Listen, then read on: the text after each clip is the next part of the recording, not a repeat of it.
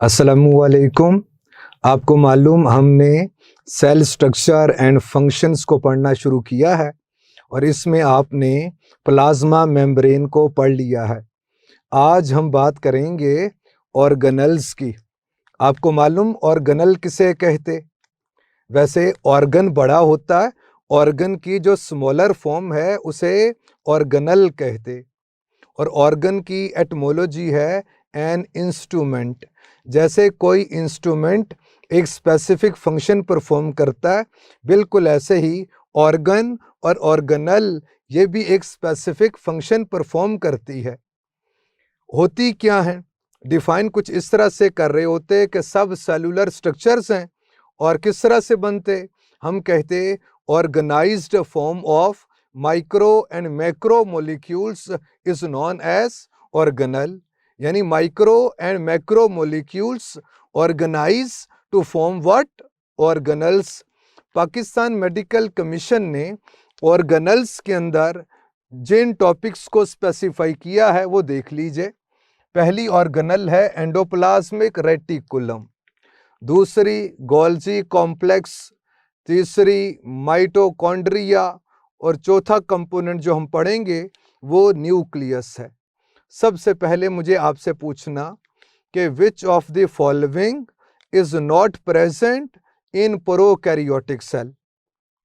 तो प्यारे बच्चों, ये सारी प्रोकैरियोटिक सेल के अंदर नहीं होती हैं, क्योंकि आपको मालूम प्रोकैरियोटिक सेल में मेम्ब्रेन बाउंडेड ऑर्गेनल्स नहीं होती हैं। अब दूसरी बात जो पूछ रहा हूँ आपसे वो पहली बात की वजाहत है कि which of the following is membranous organelle. तो answer is all of these.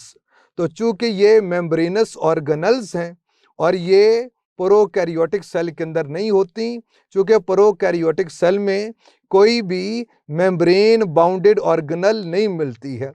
प्यारे बच्चों, ये जो पहली दो ऑर्गेनल हैं एंडोप्लाज्मिक रेटिकुलम और गोल्जी कॉम्प्लेक्स, ये दोनों सिंगल मेम्ब्रेनस हैं। और माइटोकॉन्ड्रिया न्यूक्लियस की बात की जाए ये डबल मेम्ब्रेनस होते हैं। तो आइए जो पहले सिंगल मेम्ब्रेनस ऑर्गेनल्स हैं उनकी बात करते। और ये आपके सर ने लिख दिया एंडोप्लाज्मिक रेटिकुलम। ये बताने से पहले आप बताइए कि व्हाट इज साइटोप्लाज्म। प्यारे बच्चों, ये आपके सर ने सेल बनाया है और ये सेंटर में आपके सर ने न्यूक्लियस बना दिया। न्यूक्लियस से लेकर प्लाज्मा मेम्ब्रेन तक ये जो फ्लूइड और सारी ऑर्गेनल्स कंटेनिंग होता है उसे हम लोग बोलते हैं क्या? उसे साइटोप्लाज्म कहते। साइटो सेल को कहते, प्लाज्म फ्लूइड को कहते। तो fluid of cell containing all organelles is known as cytoplasm. Cytoplasm का वो पार्ट जो न्यूक्लियस के करीब करीब होगा उसे हम कहते एंडोप्लाज्म, और साइटोप्लाज्म का वो पार्ट जो पेरीफेरी पे होता है उसे एक्टोप्लाज्म कहते।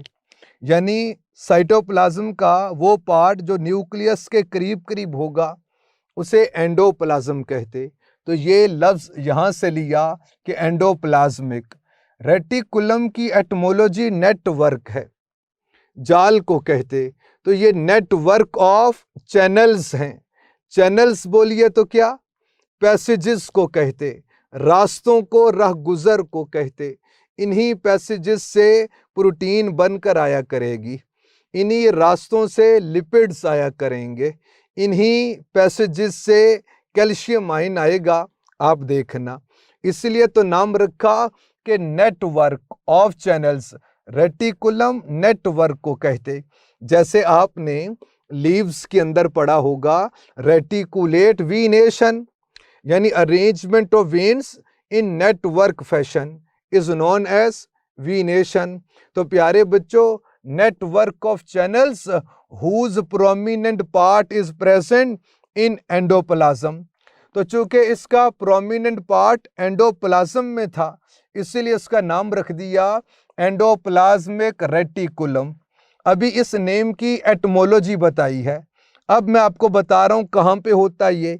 तो प्यारे बच्चों, ये न्यूक्लियर मेम्ब्रेन से लेकर प्लाज्मा मेम्ब्रेन तक नेटवर्क ऑफ चैनल्स की सूरत में, तो हम कहते हैं it is a network of channels extending throughout cytoplasm from nuclear membrane to plasma membrane. ये पूरा इस तरह से फैला हुआ होता है, इसीलिए इसे कहते क्या, एंडोप्लाज्मिक रेटिकुलम। चूंकि प्रोमिनेंट पार्ट एंडोप्लाज्म में था, इसीलिए कह दिया क्या, एंडोप्लाज्मिक रेटिकुलम। ये तो इस नेम की एटमोलॉजी है, इसके नाम का ये मतलब बता दिया। अब प्यारे बच्चों, मॉर्फोलॉजी के हवाले से देखिए, इसकी शेप स्ट्रक्चर के हवाले से देखिए, तो ये आपको टू फॉर्म्स के अंदर मिलता है। अब वो टू फॉर्म्स कौन कौन सी हैं, इनको देख लीजिए। एक को हम लोग कहते क्या, रफ एंडोप्लाज्मिक रेटिकुलम, और सिंपली लिख दिया करते हैं क्या, RER, यानी रफ एंडोप्लाज्मिक रेटिकुलम। अब प्यारे बच्चों, एक स्मूथ फॉर्म होती है, उसे कहते हैं स्मूथ एंडोप्लाज्मिक रेटिकुलम, और इसको SER की सूरत में लिखते हैं। अब आ जाइए, इनको देख लीजिए कि कहां पर होते। प्यारे बच्चों, ये जो रफ है, इसको रफ क्यों बोलते? ये जो आपके सर ने ये वाला पार्ट बनाया जो न्यूक्लियस से लिंक्ड होता है, ये वाला पार्ट बेसिकली लिंक्ड होता है किससे, न्यूक्लियस से। न्यूक्लियस की जो आउटर मेम्ब्रेन है, न्यूक्लियस की जो आउटर मेम्ब्रेन है, वो लिंक्ड होती है किससे, बताइए, रफ वाले पार्ट से। और ये जो स्मूथ वाला पार्ट है, ये नियर साइटोप्लाज्म होता है। तो मैं आपसे पूछ रहा हूं, विच of the following is linked with nuclear membrane? जो न्यूक्लियर मेम्ब्रेन से लिंक्ड है वो कौन है, वो रफ एंडोप्लाज्मिक रेटिकुलम। और जो नियर टू न्यूक्लियर मेम्ब्रेन है वो कौन, स्मूथ एंडोप्लाज्मिक रेटिकुलम। अब प्यारे बच्चों, यहां पर लिख रहा हूं ताकि आपको याद रहे कि ये जो रफ वाला है ये लिंक्ड होता है, लिंक्ड विद न्यूक्लियर मेम्ब्रेन।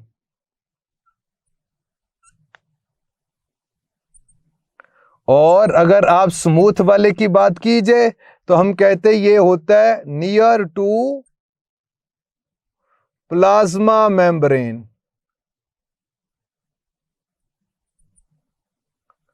अब प्यारे बच्चों, मुझे आपसे पूछना कि इस रफ वाली फॉर्म को रफ क्यों कहते? रफ इसीलिए बोलते हैं कि इसकी स्मूथ अपीयरेंस नहीं होती, मतलब ये है कि इसकी इवन अपीयरेंस नहीं होती, बम्पी अपीयरेंस होने की वजह से इसको रफ एंडोप्लाज्मिक रेटिकुलम कहते। अब ये जो अनइवन सरफेस है, ये जो बम्पी अपीयरेंस है, ये किसकी वजह से होती है? तो हम कहते ये जो RER है, इसकी रफ अपीयरेंस इसीलिए होती है कि ये राइबोसोम कंटेनिंग होता है। राइबो आपको मालूम ग्रेनुलर को कहते और सोम बॉडी को कहते। ये ग्रेनुलर बॉडीज रफ वाले के साथ अटैच होती हैं, क्योंकि इसके पास राइबोफोरिन प्रोटीन होती है, उस प्रोटीन के थ्रू ये इसके साथ अटैच हो जाएगा। स्मूथ वाली फॉर्म को स्मूथ इसीलिए बोलते हैं कि ये इवन सरफेस रखता है। क्यों? हम कहते हैं नो राइबोसोम, इस पे आपको राइबोसोम नहीं मिलते हैं, इसीलिए इसकी जो अपीयरेंस है वो स्मूथ होती है। फिर प्यारे बच्चों, आपसे पूछ रहा हूं, इन दोनों में से किसके पास सिस्टर्ना होते हैं? अब सुन लीजिए ये क्या होता है, याद रखिए, सिस्टर्ना की एटमोलॉजी है क्या, सैक। तो ये चूंकि सैक लाइक स्ट्रक्चर्स होते, इन्हें क्या कहते, सिस्टर्ना। हम कहते RER का जो सिस्टर्ना है ये सैक टाइप होता है, सैक लाइक सिस्टर्ना। ज्यादा होते हैं तो कहिएगा सिस्टर्नी। लेकिन प्यारे बच्चों, अगर आप स्मूथ वाले का जो ये जो सैक लाइक स्ट्रक्चर है या कुछ ऐसे सिस्टर्ना के हवाले से बात कीजिए, हम कहते इनका होता है ट्यूबुलर सिस्टर्ना, ट्यूबुलर सिस्टर्ना। अब आप बताइए, RER, रफ एंडोप्लाज्मिक रेटिकुलम का जो फंक्शन है वो किया। तो प्यारे बच्चों हम कहते चूंकि इसके पास राइबोसोम है तो इसका फंक्शन होता है प्रोटीन सिंथेसिस। प्रोटीन सिंथेसिस को क्या कहते? ट्रांसलेशन कहते। तो प्यारे बच्चों ये इन्वॉल्व होता है किसमें? प्रोटीन सिंथेसिस के अंदर। और याद रखना इस राइबोसोम पे जो प्रोटीन बनती है वो पहले इसके सिस्टर्ना के अंदर एंटर हो जाएगी। सिस्टर्ना में जो स्पेस होती है उसे ल्यूमिन कहते। ल्यूमिन की एटमोलॉजी ही स्पेस है। तो सिस्टर्नल ल्यूमिन के अंदर ये प्रोटीन एंटर हो जाएगी और फिर स्मूथ वालों से पैक होकर ये बाहर आती है। बाहर आकर इसका फंक्शन क्या है इसके हवाले से देख लेंगे।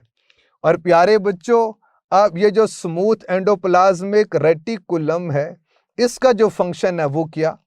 पहला फंक्शन तो मैं आपको बता रहा हूं, लिपिड सिंथेसिस, यानी आप बोल दीजिए लिपिड मेटाबॉलिज्म इसका फंक्शन है। दूसरी बात कीजिए तो हम कहते हैं इसका फंक्शन है ड्रग एंड अल्कोहल डिटॉक्सिफिकेशन।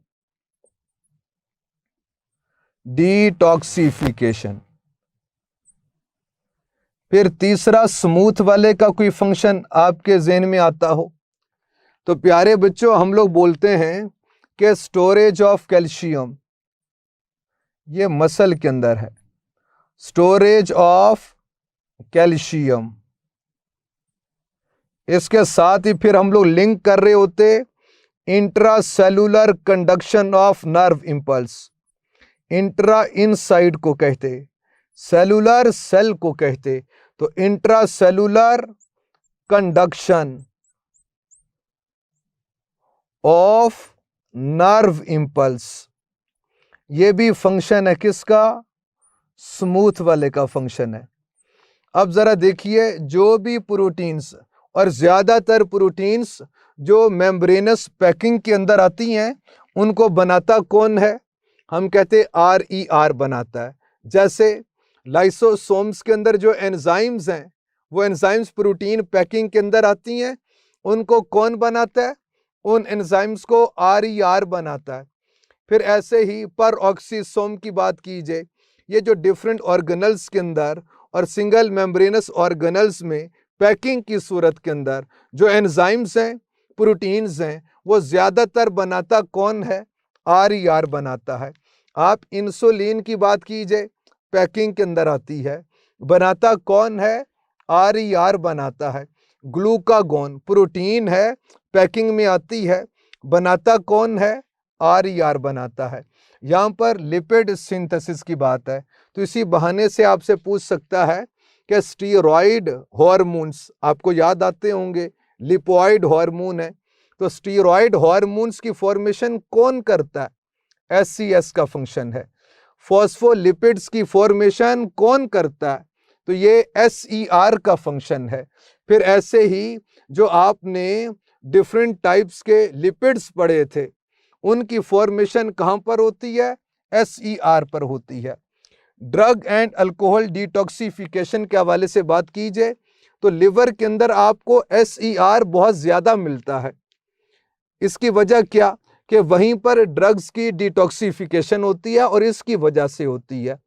वहीं पर अल्कोहल की डिटॉक्सिफिकेशन होती है। अगर इसकी लिमिट से ज्यादा अल्कोहल आप इनटेक करना शुरू हो तो आपने सुना है लिवर डैमेज होता है ना? वैसे भी मना है। तो लिवर डैमेज होता है चूंकि ओवर एक्टिविटी की वजह से, चूंकि डिटॉक्सिफिकेशन करनी है किसने? SER ने। और लिपिड और लिवर के अंदर ये बहुत ज्यादा होती है। फिर प्यारे बच्चों आपको सार्कोप्लाज्मिक रेटिकुलम याद आता होगा जो मसल में आपने पढ़ा, नेटवर्क ऑफ चैनल्स। तो वो सारे का सारा स्मूथ टाइप होता है। और फिर storage of calcium is associated with sarcoplasmic reticulum और वो सारे का सारा स्मूथ होता है। उसी की वजह से intracellular conduction of nerve impulse होती है क्योंकि वो ट्राइएड का पार्ट है। तो प्यारे बच्चों ये भी SER का ही फंक्शन है। अब आपसे पूछ रहा हूं कि गोल्जी अपरेटस फॉर्मिंग इज, तो आपने कहना है SER, Golgi apparatus forming is.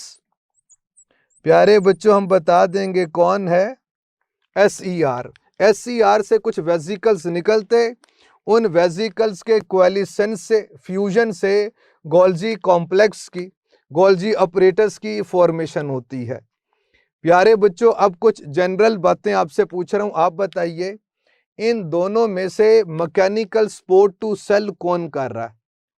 हम कहते हैं बोथ ऑफ दीज, दोनों मैकेनिकल सपोर्ट के अंदर इन्वॉल्व होते हैं, यानी न्यूक्लियर मेम्ब्रेन से लेकर प्लाज्मा मेम्ब्रेन तक, तो मेंटेनेंस के अंदर इंपॉर्टेंट पार्ट प्ले करते हैं। फिर next, which of the following is cisterna containing? हम कह देंगे बोथ ऑफ दीज। RER का सैकलाइक सिस्टर्ना होता है और SER का ट्यूबुलर सिस्टर्ना होता है। इसे पढ़ लीजिएगा, ना समझ आए तो पूछ लीजिएगा। आज जो दूसरी ऑर्गेनल हमने पढ़नी है वो गोल्जी कॉम्प्लेक्स है। सबसे पहले तो आपके मन में आएगा कि सर इसको गोल्जी कॉम्प्लेक्स क्यों बोलते? याद रखिए गोल्जी साइंटिस्ट का नेम है, उन्होंने अपने नाम पे नाम रख दिया। कॉम्प्लेक्स से इंडिकेट होता है कि इसमें मोर देन वन कंपोनेंट्स होते हैं। इसीलिए प्यारे बच्चों आपको बता रहा हूं, ये जो गोल्जी कॉम्प्लेक्स है बेसिकली इसके 2 पार्ट्स हैं। एक पार्ट को हम लोग बोलते हैं क्या, उसे गोल्जी अपरेटस भी कहते, ताकि आपको फर्क भी मालूम हो जाए कि गोल्जी कॉम्प्लेक्स में और गोल्जी अपरेटस के अंदर क्या फर्क होता है। याद रखना इसी को बोलते हैं क्या, गोल्जी बॉडीज भी बोलते हैं, और इसी को हम लोग बोलते हैं क्या, सिस्टर्नी। सिंगुलर क्या होता है, सिस्टर्ना। और ये सिस्टर्ना आपको ER यानी एंडोप्लाज्मिक रेटिकुलम के अंदर भी मिलता है। अब प्यारे बच्चों सिस्टर्ना मैंने बता दिया सैक को कहते, चूंकि ये सैक लाइक स्ट्रक्चर्स हैं इसलिए इन्हें क्या कहते, सिस्टर्ना। ज्यादा है तो सिस्टर्नी डिफाइन इस तरह से करेंगे कि ये गोल्जी अपरेटस क्या होता है। Golgi apparatus is a stack of flattened membrane bounded sacs. ये एक ढेर है बेटे, स्टैक है किसका, फ्लैटेंड मेम्ब्रेन बाउंडेड सैक्स का। गोल्जी अपरेटस को डिफाइन किस तरह से हम करेंगे, हम बोल दिया करते कि it is a stack of flattened membrane bounded sacs. अब प्यारे बच्चों सिस्टर्नी की बात कीजिए, गोल्जी अपरेटस की बात कीजिए, तो बेसिकली इसके 2 फेस होते हैं। एक को हम लोग कहते हैं फॉर्मिंग फेस है और एक को हम कहते हैं मैच्योरिंग फेस है। रिसीविंग फेस होता है और एक मटीरियल लिविंग फेस होता है।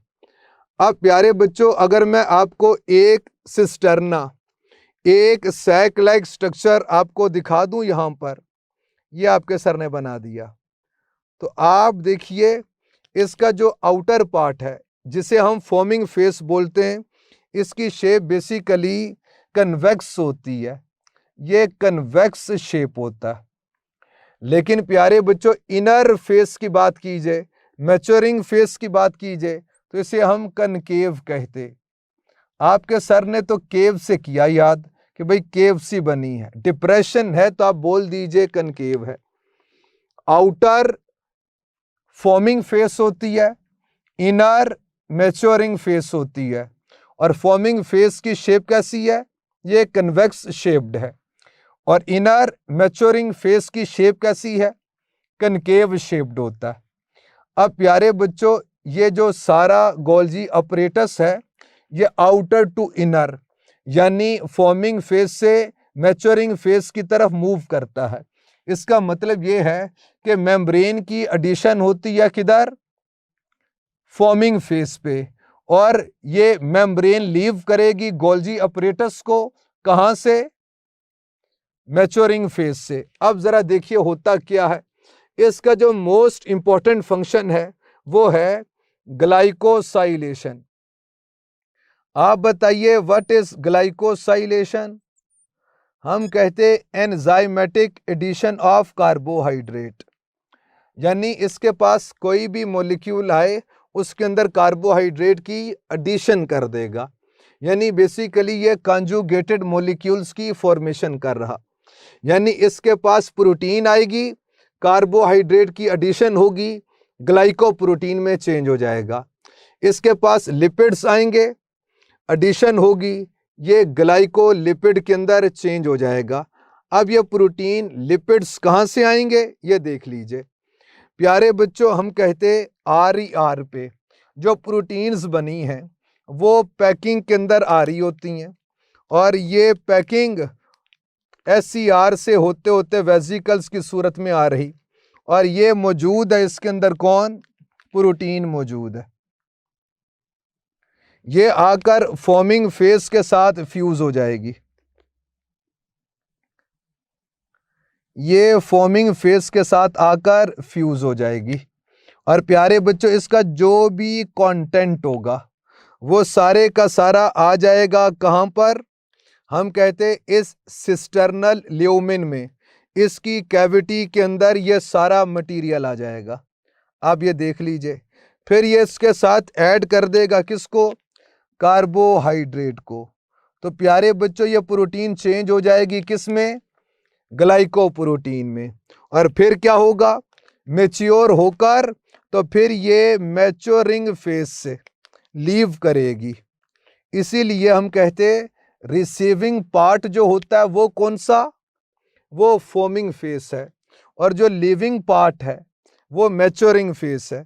तो ये मॉलिक्यूल यहाँ से मॉडिफाई होकर तो ये क्या होंगे? लीव कर रहे होंगे मैच्योरिंग फेज से, यानी मैच्योर होकर लीव हो रहे होंगे। फिर प्यारे बच्चों ऐसे ही आपको बता रहा हूँ कि ये जो SER है, स्मूथ एंडोप्लाज्मिक रेटिकुलम, यहाँ पर लिपिड की सिंथेसिस होती है। ये लिपिड भी पैकिंग के थ्रू आ रहा होगा किसके पास? हम लोग कहते हैं ये आता है फॉर्मिंग फेज के साथ, और आकर फॉर्मिंग फेज के साथ फ्यूज करेगा, और इसकी मेम्ब्रेन पार्ट हो जाएगी फॉर्मिंग फेज का। इसीलिए तो हम लोग बोलते हैं कि ये आउटर टू इनर मूव कर रहा होता है। आउटर सरफेस पे मेम्ब्रेन की एडिशन होती है, और लिविंग और मैच्योरिंग फेज से ये लीव कर रही होती है। आउटर टू इनर मूव करता है, इसका मतलब ये है। लिपिड्स इसके पास आएंगे तो ये उनके अंदर ऐड कर देगा किसको? कार्बोहाइड्रेट को। तो ये चेंज हो जाएगा किस में? ग्लाइकोलिपिड्स के अंदर, और मैच्योरिंग फेज से लीव करेगा। और ये जो वेसिकल्स इस ER से एंडोप्लाज्मिक रेटिकुलम से गोल्जी कॉम्प्लेक्स की तरफ आते हैं, इनको सिक्रीटरी वेसिकल्स कहते हैं। आएंगे इसके पास मैच्योर हो गए। फिर प्यारे बच्चों दूसरा इसके हवाले से जो फंक्शन है वो मैं आपको बता रहा हूँ कि ये सेल सिक्रीशन से कंसर्न है इसका। अब वो सिक्रीशन कोई प्रोटीन भी हो सकती है, लिपिड भी हो सकती है, वो कुछ भी हो सकता है, यानी इसकी एसोसिएशन सिक्रीशंस के साथ है। आपकी किताब ने एक जगह पर लिखा है कि secretions are products formed on ribosome. ये सिर्फ राइबोसोम की बात नहीं है, यानी सिर्फ प्रोटीन ही नहीं होती हैं, लिपिड्स भी होती हैं सिक्रीशंस में। स्टीरॉयड हार्मोन्स की बात कीजिए तो उन सिक्रीशन से कंसर्न क्या इनका? एक तो उनकी मॉडिफिकेशन, फिर सेकंड पैकिंग स्टैंपिंग, यानी किसी भी चीज को जो सेल से बाहर आपने एक्सपोर्ट करना है उसकी फाइनल पैकिंग कौन करेगा? गोल्जी कॉम्प्लेक्स करता है। उस पर स्टैंपिंग कि ये सेल के अंदर रहेगा कि सेल के बाहर मूव करेगा, ये सारी उसकी डेस्टिनेशन बताएगा कौन? गोल्जी कॉम्प्लेक्स बताता है। तो सिक्रीशन से इसका कंसर्न है। वो पैंक्रियाज से जो पैंक्रियाटिक जूस आता है उस पे स्टैंपिंग किसकी होती है? गोल्जी कॉम्प्लेक्स की होती है। तो प्यारे बच्चों सिक्रीशंस के साथ इसकी एसोसिएशन। अब गोल्जी कॉम्प्लेक्स ये क्या होता है? अब इसकी बात सुनिए। हम कहते हैं combination of Golgi vesicles and Golgi apparatus is known as Golgi complex. Golgi apparatus और vesicles के मिलने से बनता है क्या? Golgi complex की फॉर्मेशन होती है। अब वेसिकल की बात की जाए तो ये ग्रेनुलर स्ट्रक्चर्स होते हैं। तो प्यारे बच्चों, अब इनकी डेस्टिनेशन के हवाले से बात की जाए, हम कहते हैं या तो ये रहेंगे विद इन सेल, या तो ये रहेंगे किधर? Within cell. ये जो वेसिकल्स बन के निकलते हैं, या तो ये रहेंगे विद इन सेल, या ये पार्ट हो जाएंगे किसका? मेम्ब्रेन का, या ये आउटसाइड दी सेल होंगे।